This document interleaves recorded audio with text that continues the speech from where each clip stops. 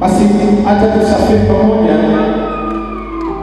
katika ujumbe ambao Mungu anapenda kuachilia katikati ya kusanyiko hili.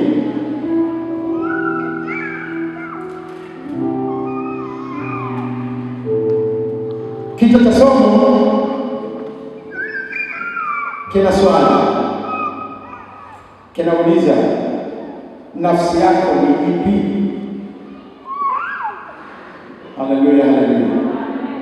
Na hapa ni Mungu anakuuliza nafasi yako ni ipi?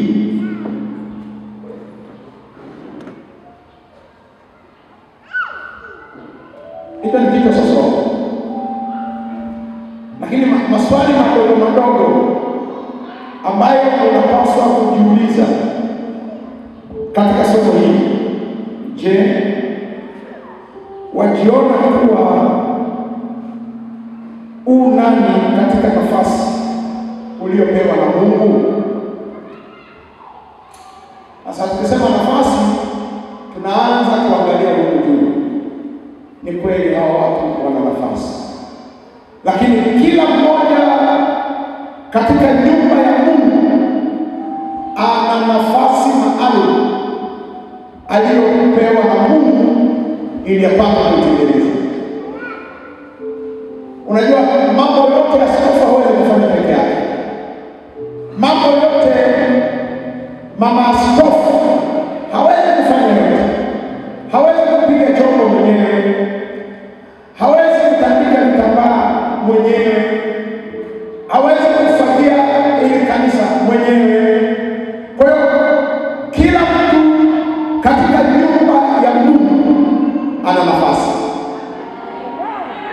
Haleluya, haleluya. Mgeukie kwa tabasamu nzuri jirani yako, muulize nafasi yako kanisani ni ipi? Alafu muulize, kama unaijua, je, unaona inakufaa? Hivyo kirahisi. Jina la Bwana libarikiwe. Lakini swali lingine unaweza kujiuliza, je, unajiona kuwa unaweza au huiwezi? Hilo ni swali unapaswa kujiuliza. Kama unaona una nafasi ndani ya nyumba, je, unajiona kwamba unaiweza ama huiwezi? Na ukisikia kuna roho inakwambia huiwezi, hiyo sio roho ya Mungu, ama ni roho ya shetani au ni roho yako mwenyewe. Mungu akikupa nafasi, anakupa na uwezo wa kuitekeleza. Sema amen. Sema amen. Mungu akikupa nafasi katika shamba lake, anakupa na vitendea kazi vyote vya kufanya uiweze ile kazi na uitekeleze kwa ufanisi na kwa uhakika.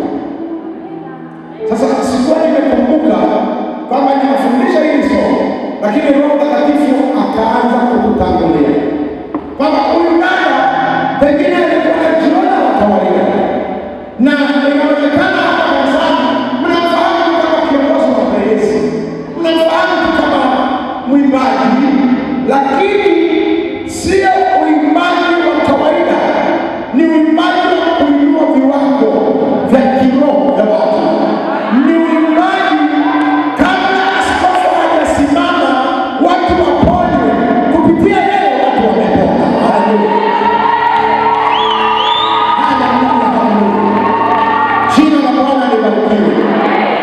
Ni pengine nimekuja kwa ajili ya huyu dada. Haleluya. Pengine Mungu amenileta tu kwa ajili ya huyu dada. Hapana, usikonde, pamoja na wewe pia. Jina la Bwana litukuzwe. Mithali sura ya 23 mstari wa 7. Mithali sura ya 23 na mstari wa 7. Mithali 23 mstari wa 7, maana aonavyo nafsini mwake ndivyo alivyo. Akuambia haya, kula, kunywa, lakini moyo wake hauwi pamoja nawe.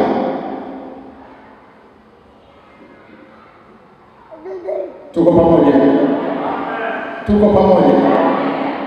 Mwandishi wa kitabu cha Mithali ni mtu mwenye akili sana, tena ni mfalme, alikuwa ni mfalme. Suleiman anasema maana aonavyo mtu nafsini mwake ndivyo alivyo. Amen. Nimeona takribu fulani askofu alikuwa anafundisha kuhusu maono. Amen. Na kumbuka kabisa sema ni picha anayopata mtu kulingana na sehemu au nafasi ambayo amepewa. Kwa hiyo Mungu akikupatia nafasi anakupa na maono. Maono ni ule uwezo wa kupangilia mipango inayoendana na kazi unayoifanya. Bwana Yesu asifiwe. Bwana Yesu asifiwe. Ngoja nisikosee. Makanisa mengine wanaofagia kanisa wanapangiwaga sana. Makanisa mengine wanaofagia kanisa ni wale wenye mzigo na kufagia. Sababu nimeona zikifika zile zao za kupangiana, kuna wengine wanakuja kuwatukana wenzio. Mbona jana hukuja? Sikuona. Wewe unakutegea. Ukikuta mtu ana complain, analalamika kwa sababu mwingine hakufika, hiyo eneo sio kwake. Kwa sababu ile eneo lilikuwa kwako, hata ukiwa peke yako utafanya ile kazi kwa furaha. Na utatamani kufika uimalize. Na mimi nataka siku hizi za mwisho tulizo nazo tusiwabane watu kwenye vitu ambavyo sio nafasi yao, lakini tuwatengeneze watu, tuwaongoze kila mtu akae kwenye namba yake kama kocha wa mpira. Usimchukue na mapano ukamweka akawa na matisa, hakuna madoni. Na huku na matisa ukimleta ukumbeki, madoni utafungwa ya kumoja. Kwa maana nyingi tunaendesha kabisa na watu hawakai kwenye nafasi zao.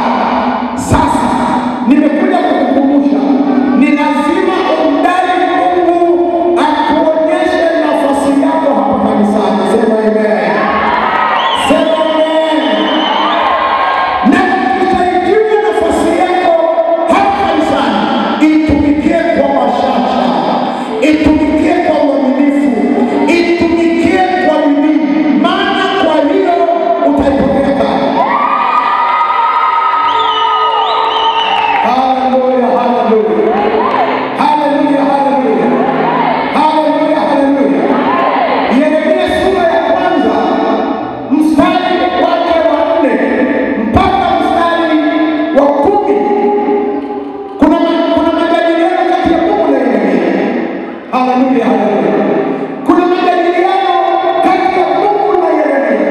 Yeremia anasema hili ndilo neno anenalo Bwana. Anasema kabla sijakuumba nalijua. Unamsikia Mungu anasema? Sasa